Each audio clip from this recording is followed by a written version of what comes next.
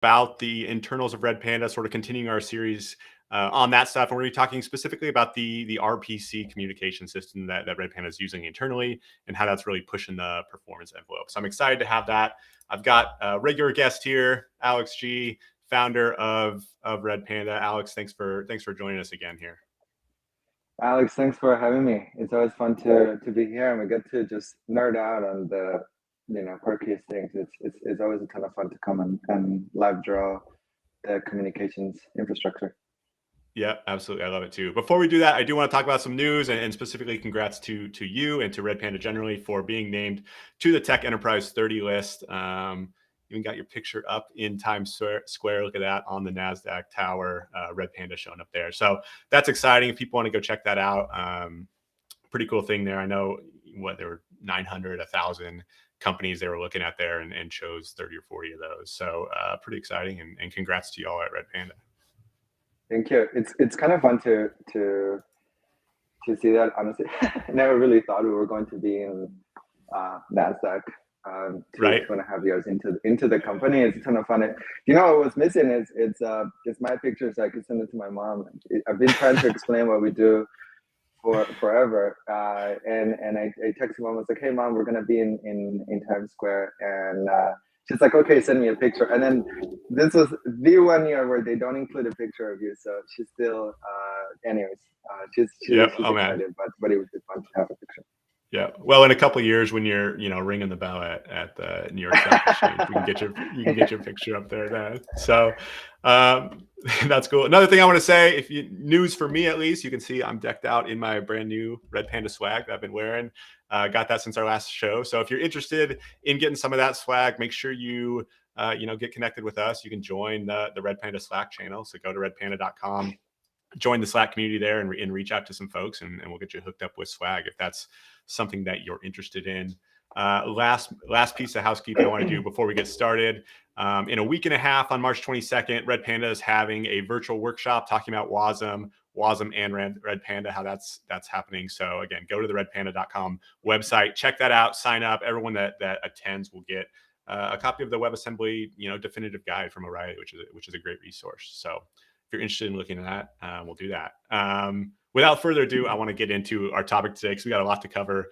We always run out of time. But today we're going to be talking about the internal communication of Redpanda, specifically the RPC system and the specific library that Alex and his team have built. So just to set it up a little bit, I'm more of like a web developer, application developer. I'm used to communicating with JSON APIs and things like that. In some certain circumstances, I might reach out for like gRPC if it's a very, for me at least, performance important one that way. But I know you all have been pushing the envelope even further than that. Can you set us up and tell us, how you think about RPC and what you've been doing at Redpanda? Yeah, totally. Did you want to bring up the let's do that. There we go. So today we're going to talk about really kind of the nitty-gritty details of the communication infrastructure, and I think just to set the stage, this is the first time that I have a couple of just images that I copied around from decks over the last few years. If we'll use it if we need it, but I think it's kind of foundational to understand two things when building a system like Redpanda. And I actually think for most applications, your threading is probably the most significant decision. And when it comes to building an application, so even before we talk about gRPC and stuff, which is useful for everyone listening in, threading has deep implications into just about everything. Right? It gives the developer a sound framework for how to think about building the rest of the application. You can choose a thread per chord architecture, which is what we've built, where it gives the developer a sound concurrency model, right? It says that there can only be one thing executed at any one time. And parallelism is left as a runtime variable. And we talked about that, I think, in the first 2 or 3 episodes of Real Time with Redpanda. So that's really the most foundational decision. The next most important decision is your communication infrastructure. It's how are you going to talk to each other, right? So if you have 3 computers that you have to send data to, and remember that Redpanda, for those tuning in, it's effectively a data storage. It's a streaming engine. It's a storage engine designed from the grounds up for streaming data. And so when you have a client that is trying to send data to Redpanda, how are you going to send that data to 3 computers, right? There's basically built-in complexity into that. And so this is the second most important decision. And often when you're dealing about that, you have a huge set of options and from JSON and HTTP to gRPC, which is protobuf encoded HTTP post messages, to Thrift, which is its own binary protocol with its own header format, and so on, and the list kind of goes on. Flood buffers is another really important example. There's a Apache Arrow is basically built as a collection of utilities around the serialization format of flood buffers. So when you're thinking about that, this becomes the next most important decision, because a great deal of complexity will come from these 2 decisions, or really like building blocks. This is really your ground truth to some extent. When it's nice. And but can you, I think, go ahead. Sorry. I was just going to say, we got a great question I want to get to in a second, but when you're talking about all these different options, what am I sort of deciding between? What are the factors on each side that I'm balancing, to choose one or the other? Yeah, I think let's talk about that. So I think on one end, you have flexibility, and then on the other end, you have performance. And it's really a spectrum. And so you want, if you're an application developer, the most flexible thing you could do is JSON, right? This is really kind of at the end. And the reason JSON is this stringly typed language or format definition, there is a parser in every single language. JavaScript has a built-in, C++ has this thing called rapid JSON that was built in by Tencent as one example. There's compile time, compilers. Scala has its own thing. TypeScript is obviously leverages the JavaScript. Ruby has its own thing. I think it's natively built into Ruby, and so on. And there's probably a million libraries, maybe a million is too many, but there are hundreds of libraries probably with that can give you this kind of flexibility. And so this is on one end. Now JSON is expensive to parse in terms of compute time and memory size. And then on the opposite end, you have kind of binary custom. So an example on something that shifts all the way to the left are trading messages. And so like when you go and you talk to a hedge fund or something like that, they literally send, I don't know, I'm going to make this up, but like 4 bytes. And the first 2 bytes is a size, and then you start doing kind of like bit arithmetic. And so yeah, it's really fun. And so you literally introspect every bit, because latency for them is a big deal. And so they will bypass safety and security, right? Because if you have to offload to a kernel module or to hardware, or maybe might be too slow, and you just might miss your entire opportunity to trade. I think on the far left, you're literally talking about from the time the wire comes in until the time you can actually make a decision, somewhere around 500 to 700 nanoseconds. So this is on the extreme end of custom things. It's like literally bit introspection of a very small payload, and you're doing millions of those per second. And on the far right, it's exactly the opposite. You have this very verbose, very memory inefficient format, but it's super flexible. And remember that most applications aren't really in the millions of messages per second. Like if you look at most microservices that people are building, even for relatively heavyweight things, a couple million is probably on the higher end, that we see. Most for the belly of the market, and really for most applications, you're talking about 10,000, maybe 1,000, maybe 500 per second. That's still relatively sizable workload, but that's just the order of magnitude at which people are operating. And so if you're thinking about building an application, I would always err on the side of flexibility, because it's easy to debug. You can dump it to your terminal. You could see it. You could cat it. You could, netcat this thing and send like a custom thing. You can use curl to get a payload and view it on Chrome. There's just, the ecosystem is so rich to do that. You can, if you're building an interactive application with your browser, just say, hey, curl this endpoint, like JSON post this thing, and then you just get to parse it and actually access the object in that notation. It's just really a pleasure to work with. Easier. Yep. Yeah. So it's kind of like the trade-off, I would say, between like compiled and interpreted languages, maybe, like if you're just writing a script or something like that, the flexibility of Python and doing something and doing it quickly and iterating is nice. But if you have something that's more performance sensitive, now you reach for Go or Rust or C++ or C, whatever you want to do there. So sort of the same trade-offs there. Yeah, or assembly in the case of some HFTs. Actually, hard.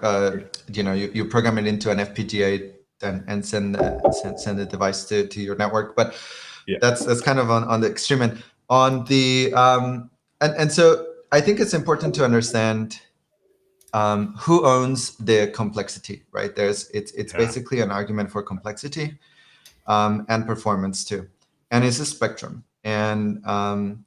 And I think for specialized systems like Redpanda, let me give you another example where we made probably not common decision, which was to not use the page cache, the Linux kernel page cache, or to build our own memory allocator, or to build our own read-ahead strategies. We have a very specialized system, which is we're a storage system. We are not doing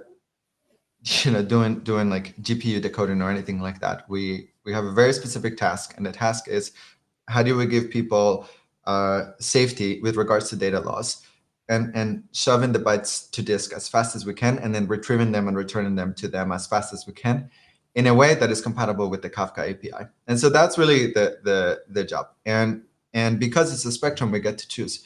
So an example is for non-critical APIs, for the admin API, because it's about integrating with an ecosystem like curl and a bunch of things, we actually use JSON. So you can send the JSON object to this admin API. But that's not really what we consider the internal communication. That's just what we expose to the user in case they want to do admin operations, like move a partition from one computer to another. What we're going to talk about today is how do you get Redpanda nodes communicating with one another in a way that is as efficient as possible with this. And so I just want to highlight, I guess, the orders of magnitude of performance and why we chose to onboard complexity. And, does that make sense? I love that. Yeah, I think that makes sense. Also, I want to highlight a question that we've gotten from a viewer, and I think it's related to what you're going to go into. And they said, "Hey, Alex, you built Smurf, SMF, but I believe pronounced Smurf.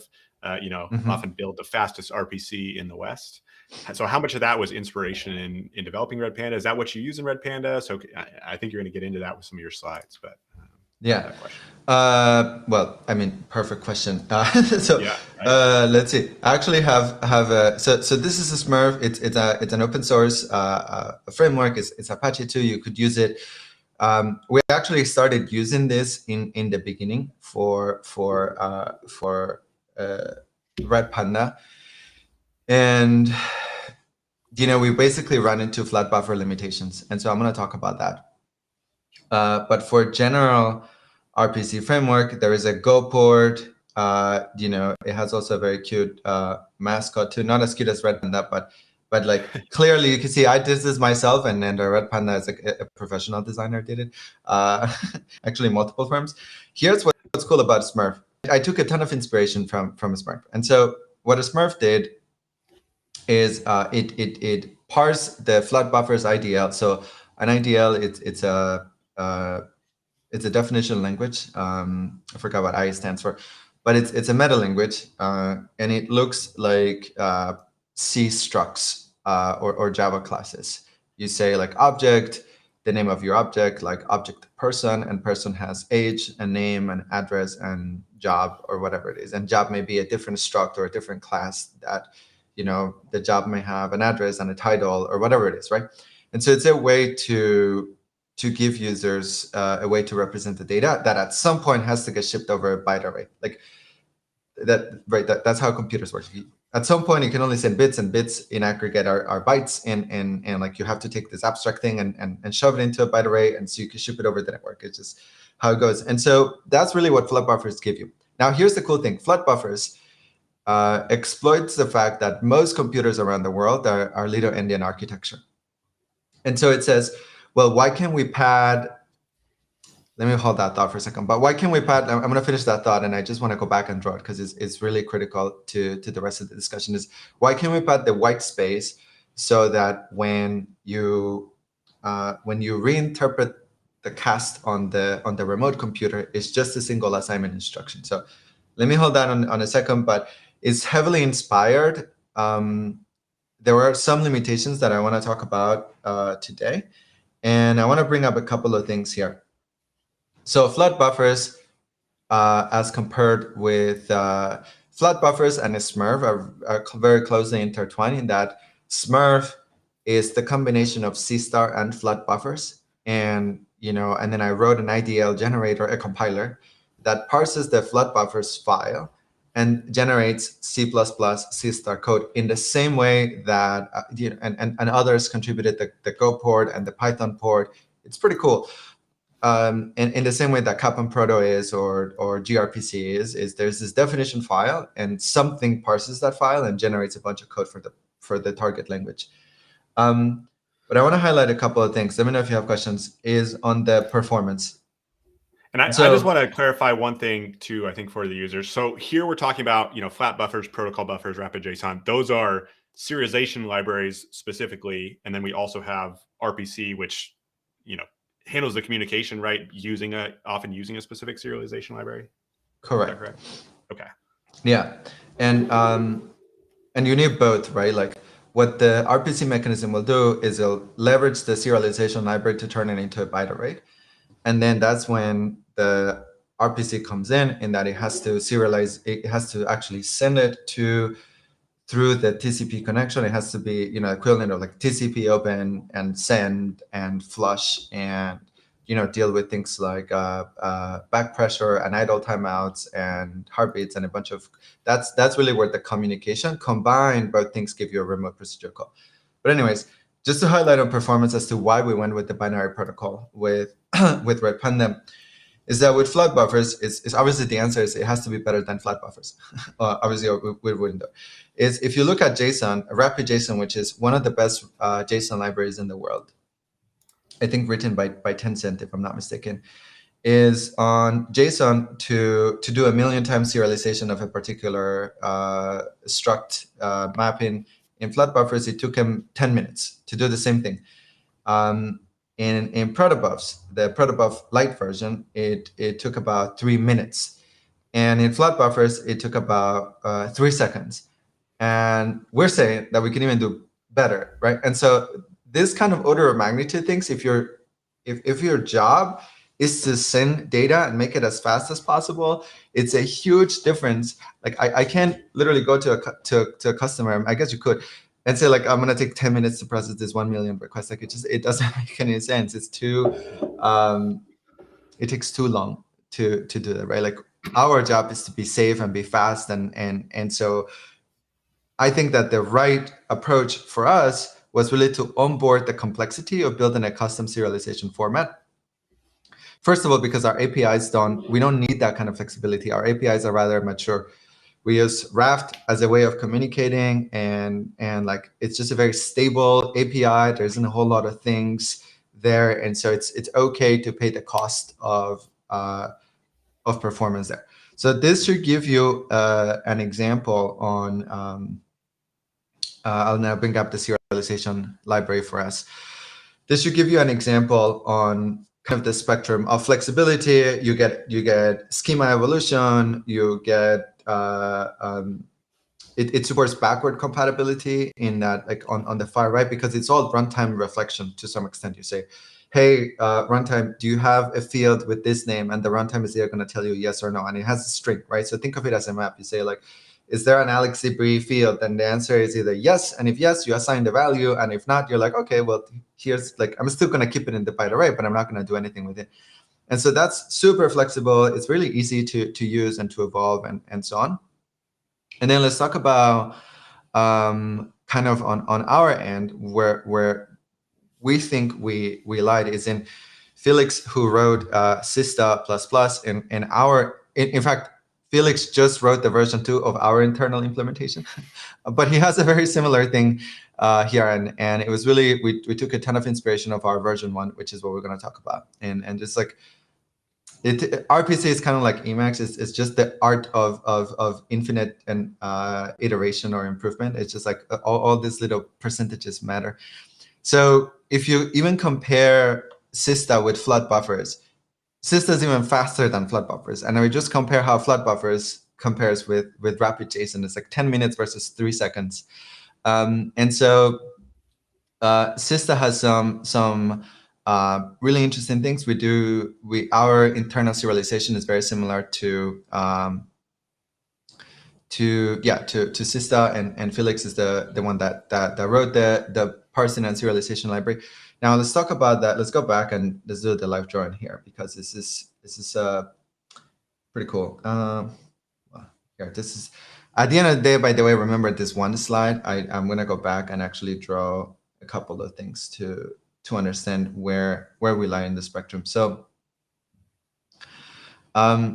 for our particular payload, we have a small metadata, and then we have a really large blob, like binary large object. It's typically what it is. So payload, right? Like we have just some bag of bytes. And the interesting part is our metadata happens to have one particular property that makes flood buffers not a good fit, and that is very nested types and polymorphic types. And so with flood buffers, the way it works is let's say you have a struct A, and you have let's say int64 x, and then you have int a, you have y, then you have int a z. What actually happens behind the scenes is that the flood buffers IDL compiler says, hey, this is 8 bytes, and then the sum of this is 2 bytes. Well, sorry, something that's my left headphone. Okay, so this is 2 bytes. And so you're missing 6 bytes here. And so it's gonna literally inject an int16 at compile time, sorry, at code generation time. It's gonna insert an int16 and then another int8. Wait, no, so this is just a regular integer. So it's 4 and 2 bytes, sorry. Will inject an int 16, and then, but I guess it starts with bigger types. And then let's say it inserts an int 32. So that should give you the 6 missing bytes, so that the total alignment for this struct internally is actually 16 bytes. I'll explain why that's useful in a second. So this is 16 bytes. The reason is when you pad the structs here, first of all, this is actually how C works. It has to do with memory cache line accesses. But when you so that you don't get fragmented line accesses, it's basically how it works. And so the reason this is useful is because you have deterministic sizing and layout. The layout is particular. You could pick any layout, but determinism is the thing that's key here. Because you have a deterministic layout, then on the receiving end, let me create a new slide real quick. On the receiving end, you can say, hey, I have 16 bytes. I am going to simply cast. I'm going to have an A pointer to a little a, and I'm going to say reinterpret cast from a character array, whatever. I'm going to a person A, this pointer, this char pointer. It's kind of low level in C, or actually in C++, but in plain language, it says that you have a byte array that is 16 bytes, and what you're telling the compiler is treat the beginning of this address as though this was A star, so a pointer to a person. That's it. That's all you're telling the compiler, and you're relying on the fact that it's the same CPU architecture. And so you have now the same CPU architecture, and you have the exact same memory layout. And so this is the thing that flood buffers really exploits. And so the problem with this is that when you have deeply nested types, a lot of these layouts change dynamically at runtime. And you kind of have to then send, it makes the serialization protocol rather complex, because then your envelope format has to be dynamic, and you have to send a bunch of headers to understand how you're going to reinterpret cast those particular bytes. And what was more kind of frustrating from a developer perspective is not necessarily that, is that I wanted to do it efficiently. And by efficiently, I mean like, computationally efficiently, and in a user-friendly fashion. And so what you end up doing is that you end up wasting some memory, right? Because remember that there's a bunch of padding, and you always have to pad to the largest struct. Think of it as the union types or some type in some language, as opposed to the smallest type. And so that's how you always have to pad the buffers, because you have to, if you're saying, hey, memory manager, interpret the beginning address as though this was the same person, like it has to be the same layout on both computers. And so what we did is we invented our own that was a lot closer to Seastar, but it was specialized. And so the specialized problem that I want to highlight here is that our metadata layer, where I put that? Let's see, our metadata layer is small. And so let me talk about that. So by and large, we have what graph leadership term we're on, right? And so like what offset we're going to be saving to disk on file, small things like what compression, just like very small things, but we might change the small things. An example is when we do broker assignment, it's a relatively nested thing. It has properties about the computer and a bunch of stuff. And I really just wanted to define it in C++. And so because we have a specialized problem, I can build the specialized solution. And so here's what's awesome about this is that even though, so we talked about how flood buffers is 3 seconds, is an order of magnitude faster than protobufs, and 2 orders of magnitude faster than JSON. And I can almost another order of magnitude faster, almost, not quite, on the tail latencies for our internal, even compared with flood buffers and a Smurf. And so if you can take any kind of takeaway from this library, is that I wrote Smurf, and I also wrote the first internal version of the RPC. So so at least I guess you can take programmer aptitude as and eliminate that as a variable, because he was the same bad programmer that wrote both. And so this would be I think a high fidelity implementation between both. And the takeaway from that is that I can almost get another order of magnitude from, and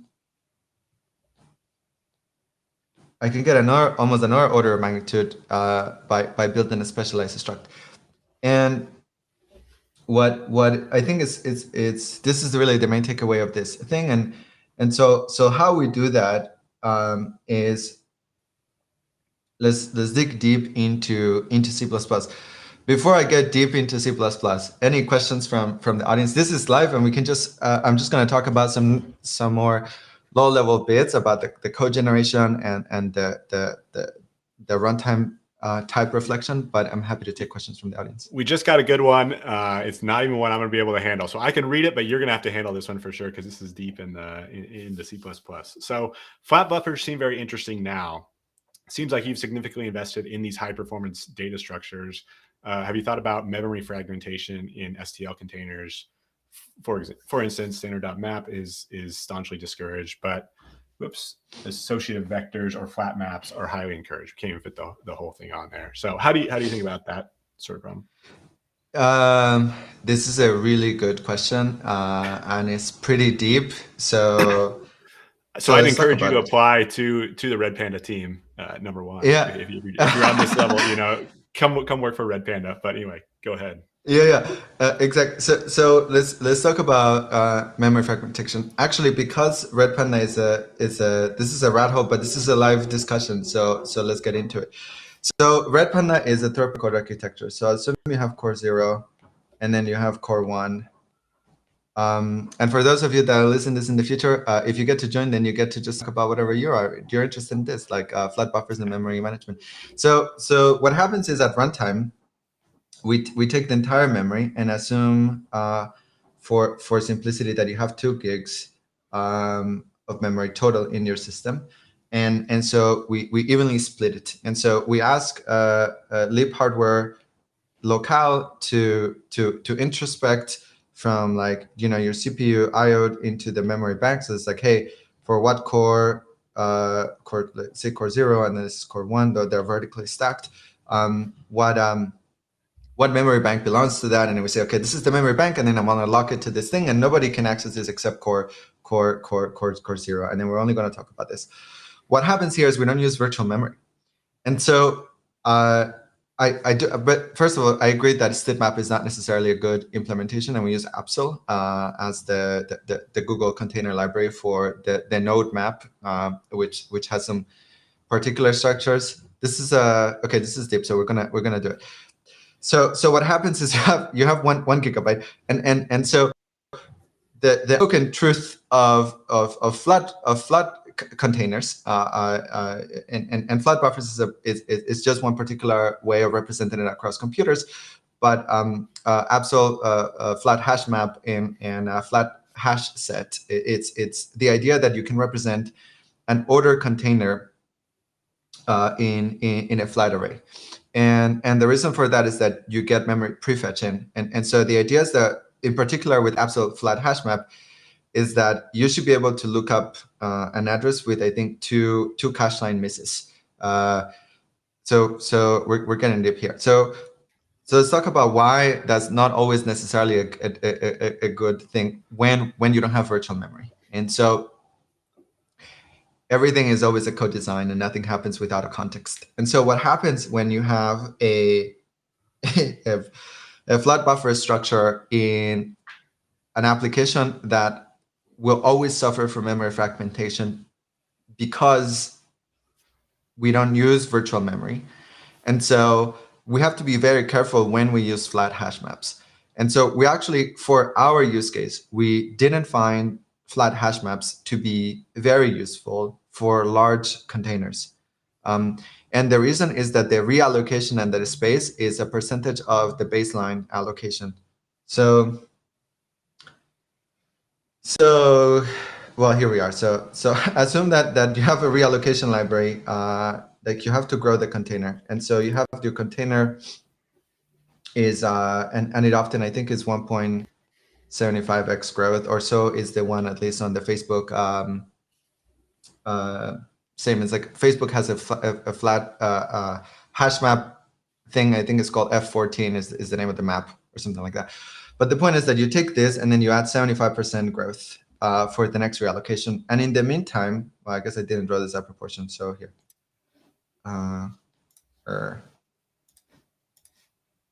Okay, let's do that. 1 second.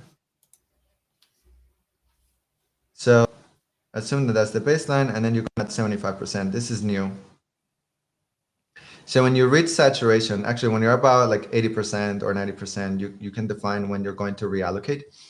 Then the library will reallocate a larger pool and add 75% space overhead. This is the problem when you have a system that doesn't rely on virtual memory. This is too expensive. I can't simply allow that. I only have 1 gig, and that's my world. And either the allocation succeed or the program crashes. There's no alternative. I don't use the virtual memory subsystem. And so it's true, to answer the question, this is just really deep, that StdMap is a bad container for most things, but it's also not. And so the tree map container is actually better in the Apsil container set. But it's not necessarily a bad container in general for large pools of objects. So an example is when you're trying to map offsets. At some point, you have to allocate this memory. And what we do is that then, instead of using the generic StdMap allocation library, you could use something that is specialized that says, hey, have a, I think the standard calls it a std colony, which is like, can you have a smaller versions of these maps around, at least for metadata? And so the idea is that you have 16 bytes lookups for particular hash collisions. And then this allows you to jump to areas of memory. And so the idea is that your key will be at most 2 cache lines away from lookup from a cache line, excuse me, from hash set collision. And you will always incur or not always, a lot of times you will always incur a cache line miss to retrieve the value. But it allows you to understand what happens with the new memory allocation. And so this is not necessarily a bad thing, because we do also use flat hash maps only in the case where the memory and the metadata is small, like we're talking about in the hundreds of objects or less. But for large objects, when you're dealing with thousands of hundreds of thousands of objects, a node lookup, which is a heap allocation reference with a dense key structure for hash set collisions, is not a bad thing. I don't know if that answers your questions, or that also lost the other 50% of YouTubers that are going to sink into this. That was awesome. I mean, I just love seeing people in their depth, like going deep. So, I mean, the big things I would say is number one, hey, make sure you're coming to future streams and asking these types of questions, because it's great to see Alex G or just whoever at Redpanda. Like the depth at Redpanda is really interesting. You're talking about Dennis on transactions. You're talking about Felix on his, working on Sista and the internal stuff at Redpanda. Like if you want to know about this stuff, make sure you're coming and asking these questions, because we can get that sort of stuff. You can also join the Slack channel and reach out to people there and do that, or again, come work at Redpanda and solve some of these cool problems. Just to bring it back a little bit, I want to go back, and you were showing earlier like the metadata and the actual data. Can you give me a sense of like how big those messages are in general, maybe even each of those, and then like how many messages are you sending between brokers or different instances per second? Is that I don't know if that's a relevant question or not. Yeah. So first of all, the metadata is low. It's like single-digit kilobytes most of the time, and 2 kilobytes is an extreme. It's very small. And so typically the Kafka metadata is and we wrap the Kafka thing into our own thing internally. We basically translate the types, because Kafka encodes things, a lot of things. Actually, Kafka has a really artisanal encoding mechanism, in that some things are encoded in big Endian, some things are encoded in var-int, some things are encoded in like different mechanics, and there's like bit fields in this thing. And so I feel that it was just, I don't know if you've seen cathedrals in Europe over time, and it feels like every layer was built by a totally different generation of programmers. A lot of the encoding serialization of Kafka feels like you're building a cathedral in Europe over like a century. It's, at least to me, reading the code, it feels that way. And so was that hard for you? I get for Redpanda to like basically re-implement. You want to have the same front door, the same API to Kafka. Was that a lot of work to do that and staying on top of that? Yeah, so we gave up, and what we did is that we only implement the front-end parser, and then we immediately translate it internally into a thing that makes sense to us, that is generic. Yeah. And then we always, so the programmer, if you come in and say you're writing code for us, you really are dealing with internal types all the time. Like it's very rare that a developer has to deal, like you have to deal with the semantics, that's different. But in terms of dealing with the types and the structure, that's all sort of handled already. So we wrote this parser, this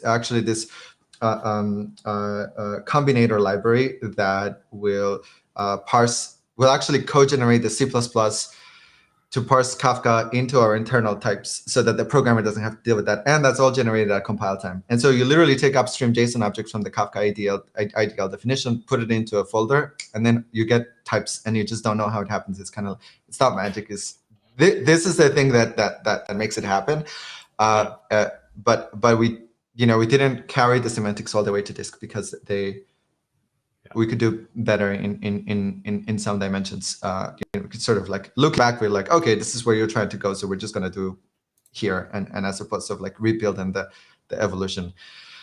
So in terms of metadata, and I know we're coming up with, we always run out of time, so I do want to talk about two things: reflection and the structure bindings, and how we ended up building. Like, what are the semantics that the C++ developer gets over the other flat buffers or IDLs and so on. So in terms of metadata size, it's typically a kilobyte or so. And think about what we do is we send heartbeats to other computers, or we send control messages, but it's small. It's just deeply nested. It's like, it's very rich objects, but it's just, it's tiny. And so we didn't want to deal with the overhead of flat buffers for us. It didn't make any sense. And remember that we have a very specialized problem, is we're storage engine that is designed to be the best storage engine for our streaming data, and then we just added a very thin shim that translates the Kafka API into an internal objects, and then from there on, it's basically just Raft and a C++ storage engine. Like, we could, imagine you could build a database if you really wanted to. Not that we're interested in it, but the point is that that's really kind of the architectures. I think people tend to see us like, oh, you re-implemented the thing. I was like, no, we didn't. We built a new storage engine, and then we added a translation so that we can make money as a business on kind of the Kafka API level. Let's see. I probably want to get a chance to talk about all of this, but let's talk about the most important thing, which is these two slides, 9 and 10, are really kind of the most important one. So yeah, why not? This thing right here, it's called the structure binding. The idea is that you can splat a pod, a plain data object, and so if a struct that has no constructor defined and is trivially copyable and trivially constructible. There's C++ things. It means it looks like this. There's no, everything is public. There's no special ways of building it. You can use the default constructors and the nested types and so on. If you have a struct that is like this, and all of the transitive closure dependencies are also that way. So that is, you can have a struct data, and then you can have another data pointer inside this struct data that, like, say you're trying to build a linked list. As long as the transitive closure of types are pods, then are trivially constructible and trivially copyable, and you can do this splatting, this structure binding and splatting. Then you can start to build semantics. And so what we do is we have, and so you can look at this from Seastar.rocks. It's an MIT library, and Felix actually wrote the next version. And so what we do is we write a complicated function on the type traversal that we tell the type, hey, what is the size of your fields, of your first order fields? Like, what is the size of the primitive fields? And the result of that is going to be a number, like 1, 2, 3. In the case of the data object, right, like this thing has 2. It has X and Y. And so the arity of this data struct is going to be 2. Ultimately, what that allows the developer to do is to always operate in C++ and let the compiler generate the code at call site. And then we just let the linker do a lot more work in terms of like trying to deduplicate code and branches and a bunch of other stuff. But the point is that at call site, we generate the instructions for serializing this into a byte array.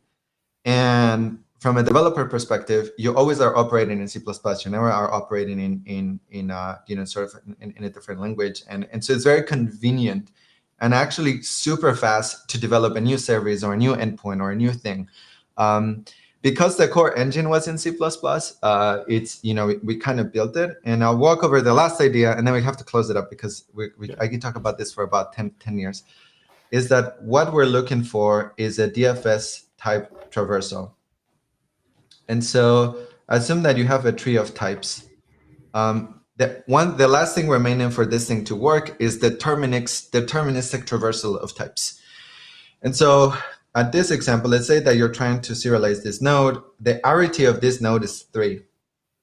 We're like, okay, 3. I'm going to then go back and take the left turn and ask this guy, it's like, hey, what is your arity? The arity of this thing is 1. The arity of this is 0 and 0. And so when it's arity 0, we don't recurse, we simply extract the value. So this would be like integers. And then because it's 1, we say like, okay, what is your arity here? And then this guy will give you the arity of 2. And it says like, okay, I'm going to recurse to the left. And so the arity here is 0 and the arity here, okay, before again, they're like, okay, 0. So now I can go back and return to this thing. And so this is where the serialization happens on the way back. On the way back up is when the actual, we're like, okay, you're an integer, here are 4 bytes. And we use very similar, for the low-level bits, we use very similar techniques to flat buffers. And so this is kind of where I took some of the lessons learned from Smurf, and and Seastar does something very similar. And so it's a combination of that. And then we recurse again. There's no more left nodes, and so the next closest left is not the leftmost, is the right. Is 2 on the left, or like I guess 1 from the left. Is we recurse here, and then we ask it, hey, what is your arity? The arity is going to be called 0, and so it serializes to bytes. And so now you have 1, you have 2 on the way back up, the order. Then you get 3 on the order, you get 4 on the order, and then you get 5, and then you get 6, right? Because these are arity 0.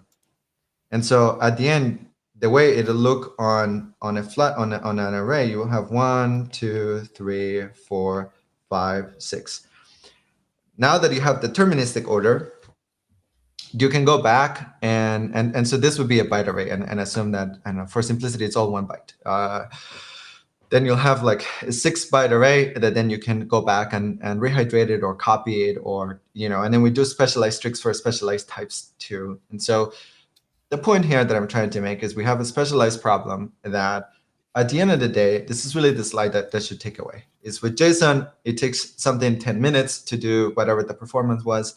With protobuf, it would take you 3 minutes. With flat buffers, it would take you 3 seconds. And then we can almost get an order of magnitude better for nested types when we specialize it further for our particular problem domain.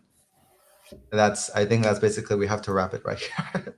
I love it. And I love that idea of specialized solutions for specialized problems. It ties into something we talked about, in episode 3, when we're talking about like the read path optimizations. And because the Kafka API has pretty predictable, or just Kafka usage generally has pretty predictable access patterns from reading, right? You're going to be reading sequentially generally, and going forward, you can do some of that prefetch optimization even from, a remote store like S3 or something like that. So same thing here, you have these specific problems, and it's worth putting in the time to make a specialized solution for that. I'm glad that you all are doing it, and then I get to benefit, as a Redpanda user. Exactly. And I don't have to worry about performance stuff as much. So anyway, thanks for doing that again.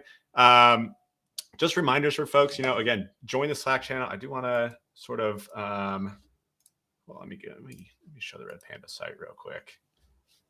Take yours off. Hey, if you want to join the Slack channel, this is a great community. Just go to the Redpanda site here, and up in the top right corner, you can see the actual Slack channel. Go join there. You can get some swag. You can talk to people like Alex G or Dennis or Felix or whoever from the team if you want to go deep on this sort of stuff. Also, I mentioned that virtual workshop that's happening March 22nd, so about in a week and a half. Going to be on Wasm. You get a free Wasm book. So make sure you check that out, and then also just be watching for future episodes. We'll continue either on some more internals or maybe into some use cases and different things like that. So hit us up with what you want to be learning. But other than that, Alex, always a pleasure. Thank you for joining. Everyone out there, thanks for watching, and be sure to check out old videos in the series as well. Thank you for hosting. See you guys in the next one. Bye, everyone.